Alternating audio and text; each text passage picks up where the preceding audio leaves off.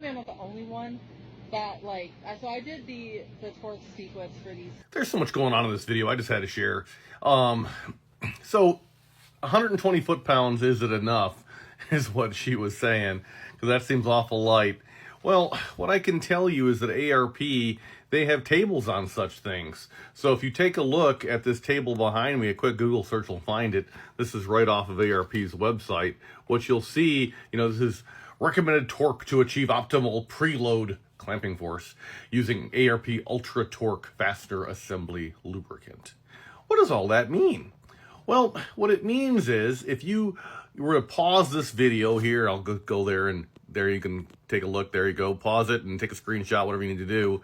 What you'll see in her example is she was using she says 125 foot-pounds, and it was obviously an ARP chart that she was looking at. Well, that tells me that she's got a half-inch fastener, because it's the only one that has 125 foot-pounds on it, that's got a tensile strength of 190,000 to 200,000 PSI. And so it calls for 125 pounds of torque on that fastener. Now you compare that against that same half-inch fastener on the lesser line, the 170 to 180 PSI, or that's 110 foot-pounds, or the 140 foot-pounds for the 220 PSI high dollar ARP studs if you wanted the extra clamping force. But this brings up another conversation. There's really three here, at least three. Conversation number one is torque sequence. Conversation number two is torque steps or staging. Conversation number three is torque amounts. So let's talk about these.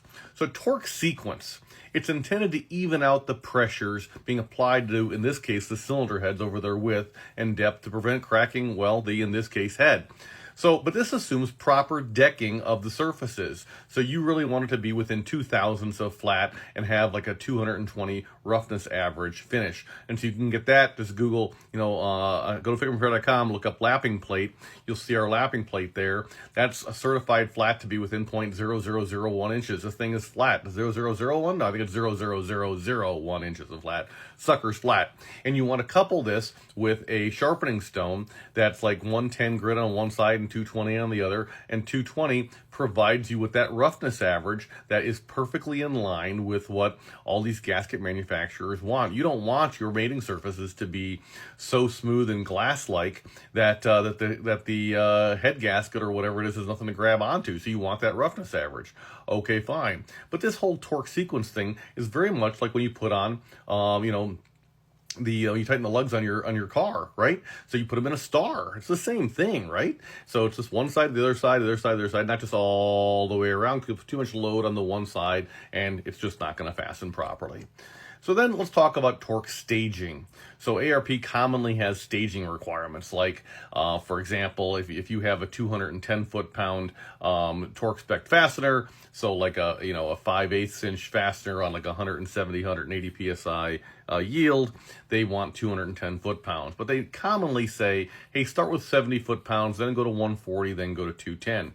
Well, why is this?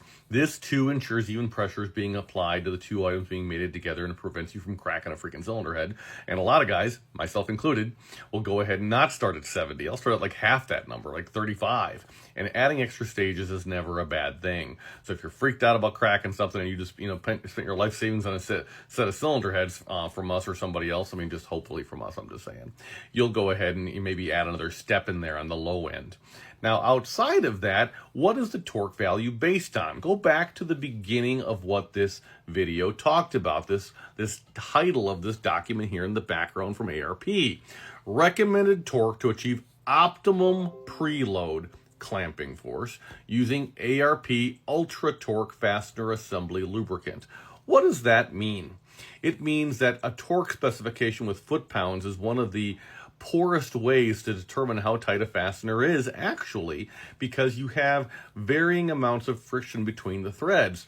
And so by using this ultra torque fastener assembly lubricant, it evens the playing field, and the engineers at ARP have figured this out and have come up with a corresponding torque value. But don't be thinking that just because you looked up the torque value of a given fastener on the interwebs for a given type of steel that you may have in your bolt, because you can't find the bolt chart, that's the torque spec that you want to use for a lubed fastener, no, you're going to drop off that number a fair bit, commonly about 30%, but it varies depending on the fastener and depending on the lube and everything else. But what you do want to do is you want to start by chasing the threads. So you get your little tap set, you chase the threads, you make sure they're nice and beautiful, clean. You're mindful of any lube requirements that are on the spec sheet that you're looking at, so if your torque spec includes lubricating or not. And then you go ahead and then you torque it down, following the staging sequence if it calls for it, or if it doesn't, not. But this whole conversation is likely the basis of the relatively common practice, which is what her video discusses if you were to go back and watch it. She's like, man, 125 foot-pounds just doesn't seem like enough. So in the case of that, recognize that ARP, they commonly go ahead and they have their torque specifications based on the fastener's yield strength being, so the torque specification is based upon 75% of the yield strength of the bolt, the point at which it's going to stretch so far that it's just not going to come back. And so if you have 125 foot-pounds, just carry the one, figure out the math. You can decide to go ahead and over-torque that fastener a little bit if you just don't feel comfortable for whatever reason. Or if you've got a design, well, you guys know I primarily specialize, although not unilaterally, but in the Power Stroke 6.0, which does not have bolts in the middle of the head. They're all on the edges only, and so the heads lift, and really what they do is they flex like a tent.